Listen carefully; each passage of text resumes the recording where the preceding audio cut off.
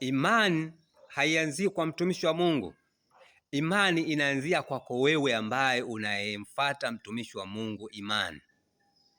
Kwa hiyo unapokuwa wewe na imani, ndipo utakapofanikisha mambo yako. Hata kama ukienda kuombewa, ndipo utakapofanikisha mambo yako.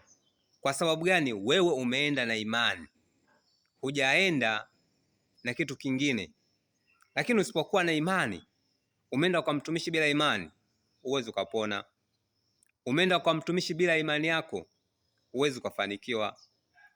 Ndio maana hata kama unapoenda kwa mganga, unakuwa na imani na yule mganga ya kwamba huyo mganga atanifanikisha. Ndio maana wewe unaenda na imani yako, sio mganga yule, bali ni wewe unayekwenda na imani juu yake.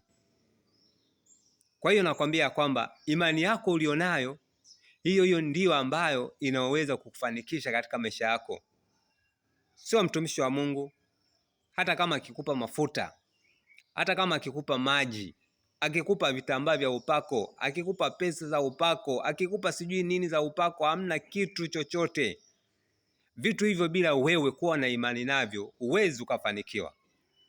Ndio maana hata unapokuwa unaenda kwa mganga, unapewa kitu chochote, utapewa kitu chochote cha ajabu, kwa sababu umeenda na imani yako, utakifanya na utafanikiwa. Kwa hiyo upungufu wa imani ndicho unachosababisha ya kwamba watu wasifanikiwe. Upungufu wa imani. Wenye imani wanasonga mbele na kufanikiwa katika hilo.